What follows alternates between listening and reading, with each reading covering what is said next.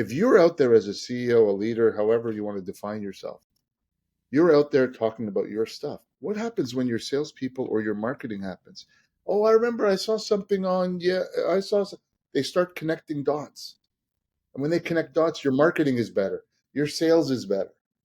But people don't think about it. They think, well, I'll build my personal brand for my own benefit. No, it's for your benefit, of course, but it benefits your business in a big way. Hey everybody, welcome back to the Scale Smart, Grow Fast podcast. Today we have special guest Alan McLaren, who is going to talk about something really important that all business leaders need to hear about. And for growing professional service-based companies, your reputation as a CEO or founder directly impacts client trust, team alignment, and long-term scalability. In this episode, Alan McLaren, co-founder of Strata Originals and an executive brand strategist, shares how business leaders can use personal branding to attract top-tier clients, elevate thought leadership, and unlock high-value partnerships. With over 20 years leading public and private companies and coaching 600 plus CEOs, Alan's going to talk about why your personal brand isn't just about visibility, it's about a growth strategy.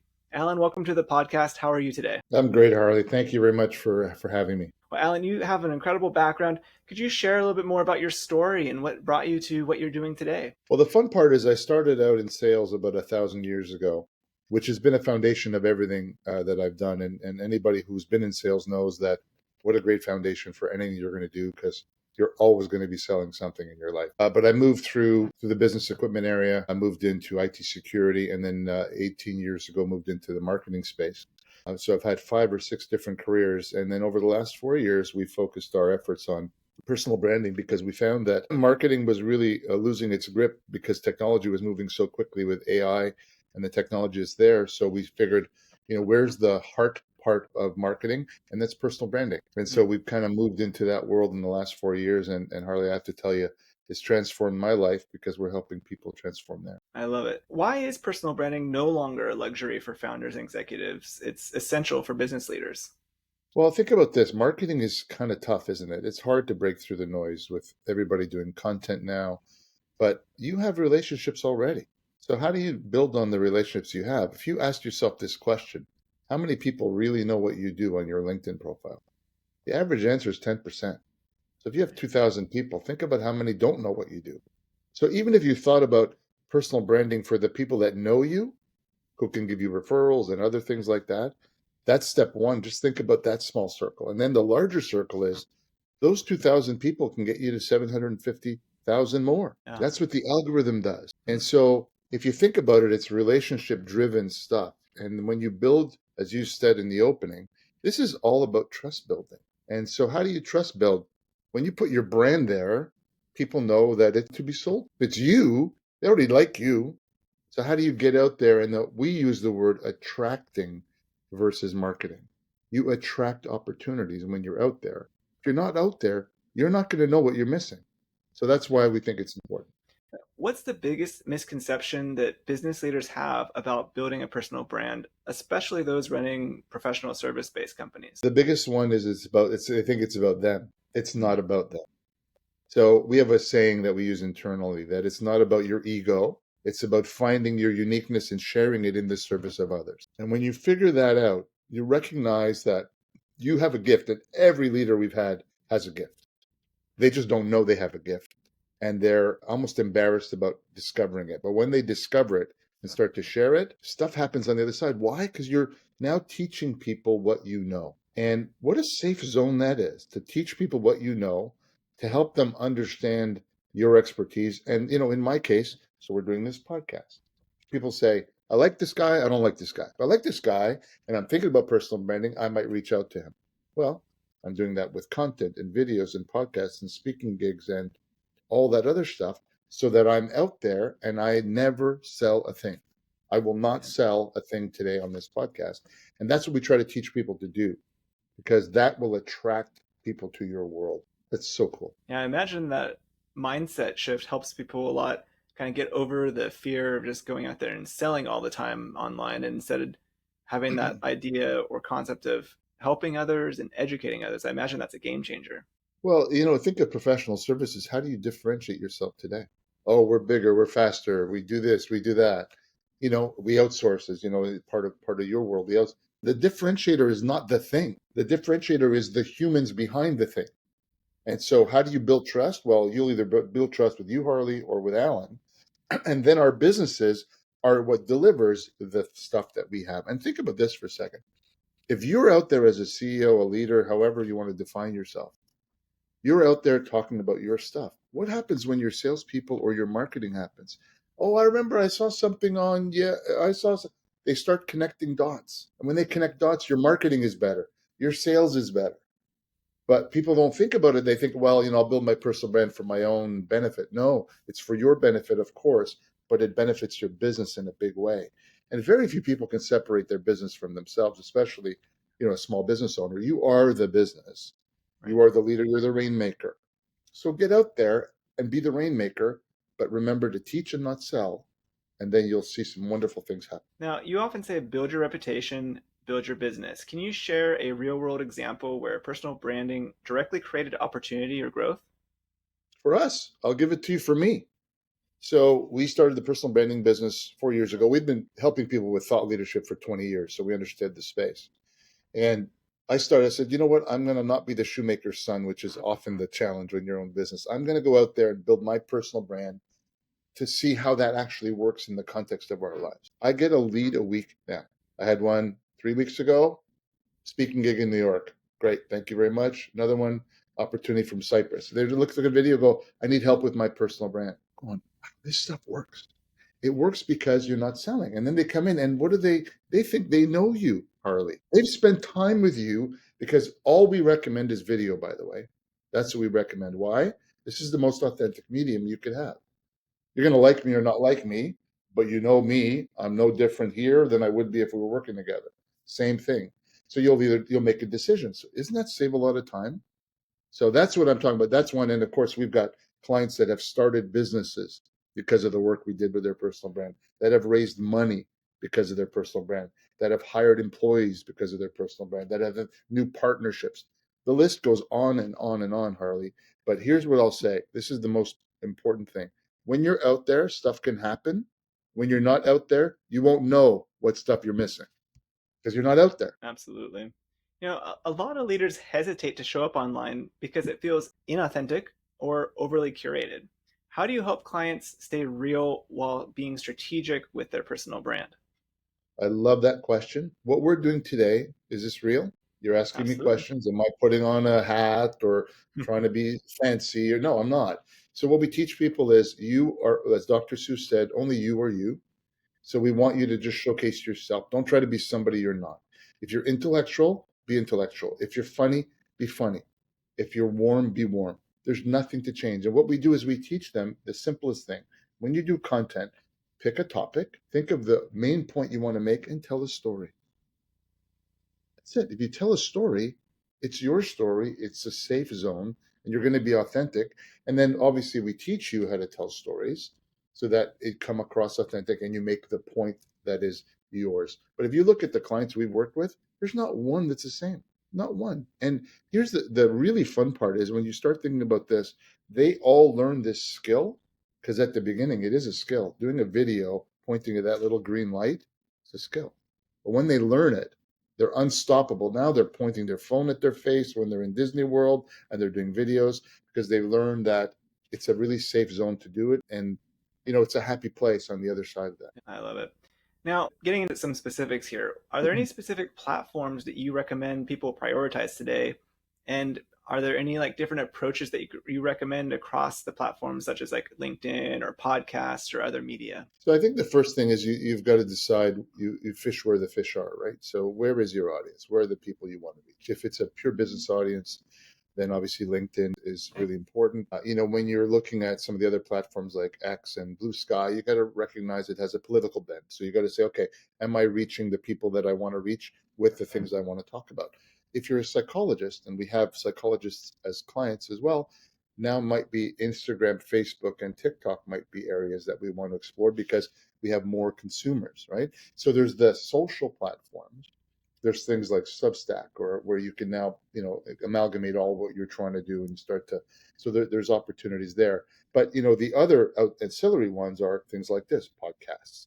and then speaking gigs, and then of course the old-fashioned events, right? Yeah. Those old-fashioned events are still really good if you know how to do that. So, but the audience matters, the persona that you're trying to reach matters, and then just get out there and be you. And then now you're touching all these different things and deliver value at every turn, and then things will start to happen. Now, you mentioned a couple of these on the answer, the last answer there, but outside of digital strategy, what are some underrated ways executives and leaders can elevate their brand in real life, especially within their industry or community? Well, at the end of the day, it's just if you're authentic and you deliver value in every touch point you have, whether that's your family, your church, your synagogue, your mosque, it doesn't really matter. Your baseball game, your baseball team, really, things come from everywhere. We have a new client I got from my yoga studio.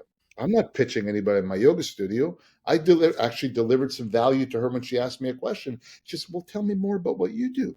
And then next thing you know, now she's a valued client of ours, which is just incredible. So you can find those things anywhere. My business partner has a great saying, if you're not out there, even when you imagine going to an event and facing the wall. That's what not being out there does. Right. So wherever you are, if you are truly a giver, people will be attracted to that. And then they'll want to know more about you. And then that's where opportunities can flourish. So it's not always about social platforms. That's the scale opportunity. But you and I both know that business comes from a lot of people, referrals.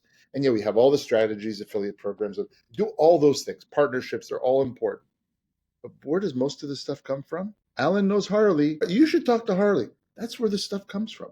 So that's what personal branding is so powerful, because it's you. It's not your business. Well said. Every day, your top performers are buried under emails, scheduling, and reporting. Work that doesn't move the needle. The result? Frustration, burnout, and worst of all, lost revenue. That's why we created the Executive's Guide to Scaling High Performers, a simple, battle-tested framework to eliminate busy work and unlock your team's full potential. Inside, you'll get the exact steps top executives use to retain A players, boost productivity, and free up their team for high-impact work. Stop losing revenue. Go to workergenix.com/growthhub or check the episode notes to download the Executive's Guide to Scaling High Performers now.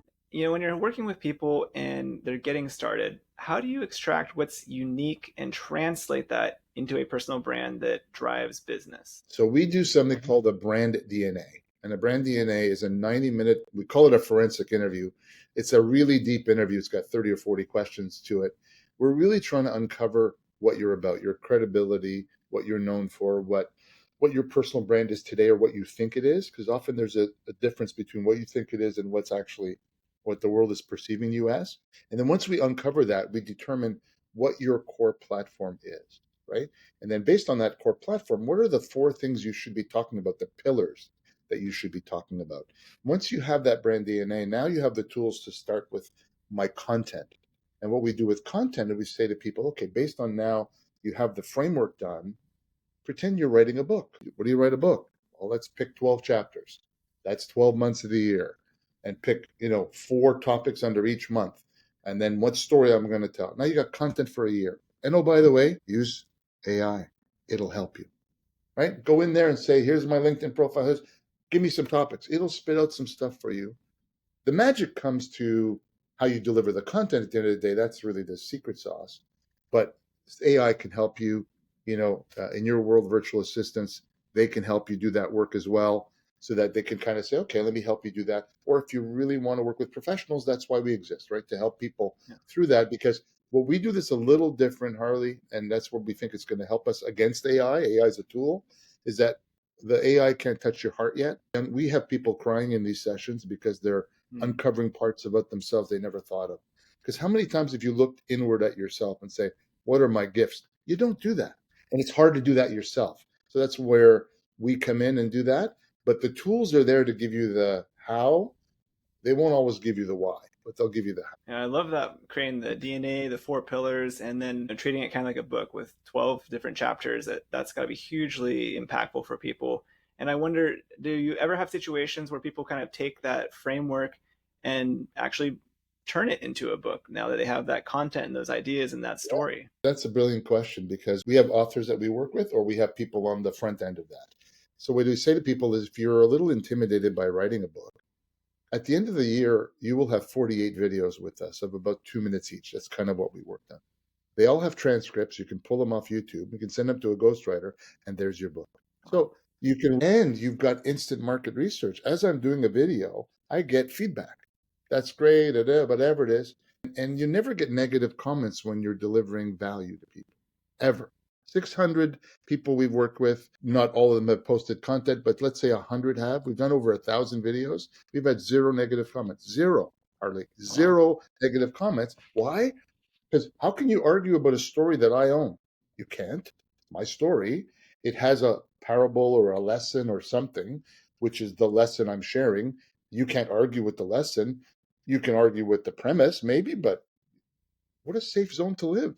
And Yeah. and there's a whole other thing that we love is people are out there, and they're seeing what's happening, not just for leads, but they're helping people saying, that was awesome. I thought about that. Thank you so much. This is really great. Wow. That's a really cool place to be. Imagine that helps people too when they are kind of maybe worried about what are people going to think? Are they going to think I'm being too salesy or something? It's like, no, Yeah. like you said, if you're out there telling your story, what can be argued with? It's 100%. And let's be honest, people don't care that much about you. Like, let's be honest. They care about their lives, right? But when you're inserting yourself into their life, if you're delivering something that they can be you don't have to be amazing. You don't have to be wonderful. You just have to be you, right? You just Yeah, got to know who you are and know how you communicate and know that if you're passionate about something, share it. If you're intellectual, share it that way. But the magic is in literally pointing this at your face, practicing until you say, yeah, that kind of feels like me. Show it to your partner. What does that feel like me? Does that look like me? And it'll take some time because the first times you'll stumble, but after 10 or 12 tries, you'll get it and you go, okay. And now you ask me to record a video. So what topic, when, and I know what 2 minutes is, and I'll start recording. I'll push the button and I'm done. I can post it right away. That is something that people learn. And it's so empowering because Harley, you travel a lot. You can do content from anywhere anytime something comes to your mind. As opposed, I got to go to a studio and I got to be recorded. I got to have perfect lights. Don't do that because it feels like marketing. Be natural. If there's a few ums in there, that's okay too. absolutely. Yeah, we walk around. We've got our DJI little portable mic. So if we're out somewhere and something comes to mind, we can just be like, hey, let's talk about that right now. Let's share what we're experiencing with our travels or the situation and share Exactly. that story with people. You're absolutely 100%. right there. Yeah, as people are producing content and following your plan, what are some tips or strategies that you help people with to help grow that audience? Is it just organic because of putting the content out there, or are there some other specific things people can do to help grow the audience? Yeah, there's a couple of things. So specifically, obviously, one thing I'll tell people is always go and celebrate others. So you and I have met each other now. So if you're posting on LinkedIn and I'm posting, we should go on and say something intelligent, not great video or really happy or whatever, those AI driven little comments. You need about 7 words. And I'll tell you something insightful. When you write something insightful, I'll give you a quick example. You've heard of Gary Vaynerchuk, I'm assuming, right? Very Mm-hmm. famous marketing kind of leadership guy. So I go post on some of the big guys, and you think, well, I'm going to get lost there. He's got 1,200 comments. He's not going to see my comment. No, he won't. You know how many people saw my last comment? 522 people saw my comment on his platform. It wasn't about him, it was about the other people. So if you do Wow. that consistently, now people go and look at your profile. Oh, here's a guy I want to connect with. That's an organic way to do it. Obviously, great content's important. The better your content. And by the way, the consistency matters.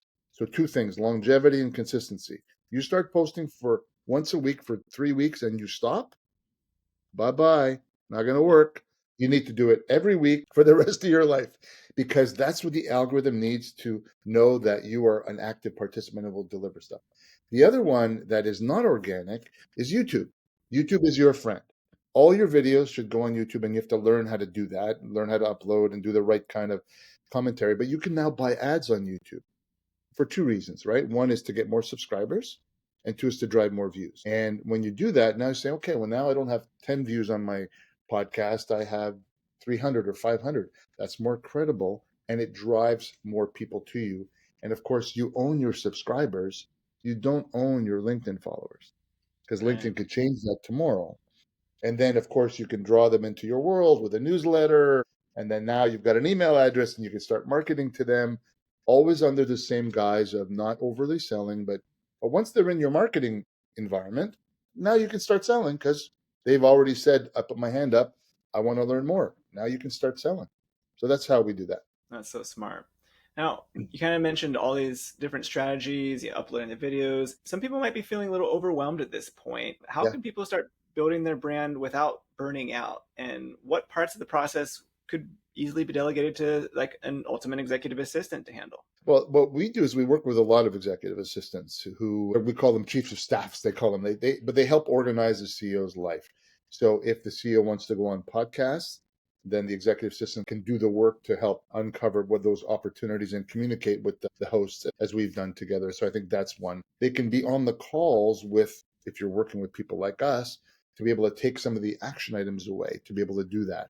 So we recommend you batch content, right? To do your video content, you batch it. So then we could take that, and if you're doing it all on your own, then he or she, the assistant, can now take that work and start posting on your behalf. They certainly can start doing the commentary because they know you really well. That's important, and they can scale that better than you can. So I think those are a couple of areas that would be great. They can be the go-between between the supplier if you're working with us, or they can help with some of the research that we've talked about before, whether it's using AI or other tools. I think that's how your assistants can really help people be more productive because it does take time. If you do your personal brand on your own, you're looking at 6 to 8 hours a month if you do it right. You work with us, it's 2 hours. So the same principle of outsourcing that you do, that's why we have a do it for you model that does that, but it still requires time from the CEO. So therefore, the assistant can help the CEO become more productive and handle all their scheduling and all this stuff that, can be a real pain back and forth and using Calendly. And so that's how I think those things all come together. Those worlds come together. Now, as we wrap up here, if a founder hasn't touched their personal brand at all, what's one simple action they can take this week to get started? Start by doing what I said earlier. Go comment on other people's stuff. That's easy to do. And what does it also do? It's reciprocal, right? As soon as you see somebody, now you're building a relationship. Hey, Harley, love what you said there. I agree this, da, da, da, da. Now you go, oh, Alan. And now, we have a relationship because we could stop here, you and I, and never talk again. Or we could use this as an opportunity to start building a relationship and supporting each other online and sharing content and doing. What happens when you do that times 100 people? That's how you get from 2,000 to 750. It's because you are giving value and supporting others. That's what I would do first. Then you're going to start to say, this is really cool. It's worth me spending time on. And then you start time blocking, right? Yeah. Okay, I need to spend an hour doing this, an hour doing that, whatever. But that's how you start. And then if you need help, we have I'll send you the link, Harley. We have a worksheet that helps people kind of look at their brand. It's about 4 or 5 pages, gets you to think about stuff you've never thought about before. Great starting point to say, who am I? And if you need help, there's companies like us. If you want to go it on your own, knock yourself out. A lot of people do that, and it's okay. As long as you're out there trying, that's all that people care about. Absolutely. Well, Alan, you have shared some amazing actionable strategies for our audience to really help them scale smart and grow fast. Really appreciate you sharing these. We're going to make sure we have that link to that guide that Alan mentioned in the show notes. So if you see that, check it out. If you got value from this episode, do one quick thing. Hit like and subscribe so you don't miss future strategies to help you scale smarter. And do you know a business owner or colleague who could use this? Share this episode with them. It could be exactly what they need right now. And if you're listening on our podcast platforms, please leave us a quick rating. It helps us reach more leaders like you. Thanks for tuning in, and we'll see you in the next one.